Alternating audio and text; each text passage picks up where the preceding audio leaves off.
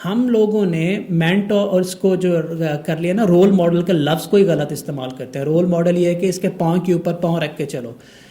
With apology मैं आपको एक बात बताऊँ, क्योंकि दुनिया इतनी ज़्यादा ये बात करती है जिसको मैं नहीं मानता, वो ये है कि success is a copy paste. सुना है ना? मैं नहीं मानता इसको। Success is not a copy paste, absolutely not. Success is creating something, innovating something, utilizing your own strength, moving forward। अब आप लोग मेरे बारे में जान चुके होंगे। ये बताना इसलिए ज़रूरी था कि अगले आधे पौने घंटे में आप थोड़ा सीरियस ले लो यार मुझे। I am not here for money, trust me. I am here to give you guys back जो अल्लाह ने मुझे दिया। मैंने कन्वर्सेशन के स्टार्ट में आप लोगों से कहा था कि मैंने कुछ गलतियाँ की हैं जो मैं आपसे कहूँगा कि नहीं करनी। I was an athlete, a fully fit and fast athlete, और इन चीज़ों की वजह से, डेस्परेशन की वजह से मैं 110 kg पे चला गया। शियाटिका का पेशेंट हो गया, शोल्डर इम्पेंजमेंट का पेशेंट हो गया, लिगामेंट मेरा ब्रेक हो गया, और उसको रिकवर करने के लिए और वापस अपनी एक्चुअल स्टेट में आने के लिए I have face a lot of pain. मेरे रिश्ते भी टूटे, मेरे दोस्त भी छूटे, मैंने तकलीफ़ें भी देखी। I made mistakes. I don't want you guys to made mistake, that's why I am telling you, but I faced. या सर अगर आप वो ना करते तो मतलब आगे। मैं वही बताता हूँ। उससे पहले भी मैंने बताया कि 2 साल वर्चुअल यूनिवर्सिटी में लगाया, 2 साल मैंने पढ़ा ही नहीं।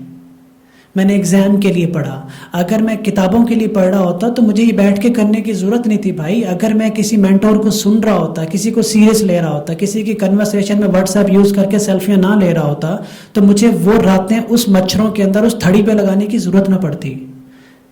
आप ये देखिए वो पड़ी क्यों ज़रूरत? क्योंकि वो मेरे ब्लंडर्स थे, वो मेरी गलतियाँ थी। अपनी गलतियों को सुधारने के लिए मैं उस पेन से गुजरा था, किसी के लिए नहीं। ये जरूरी नहीं कि आप सबको उस पेन से गुजरना है।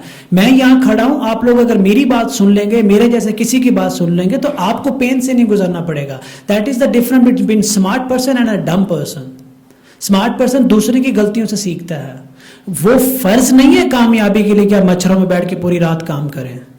वो सजा थी मुझे मेरी गलतियों की। मैंने आपको क्लियरली बताया है कि I am gonna tell you what not to do, right?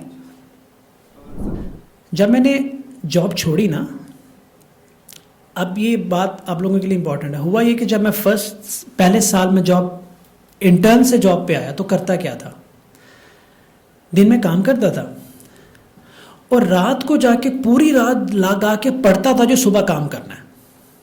क्यों? मेरी इज्जत बनी रहे कंपनी के अंदर, मुझे लोग डम समझ के लात मार के बाहर ना फेंक दें।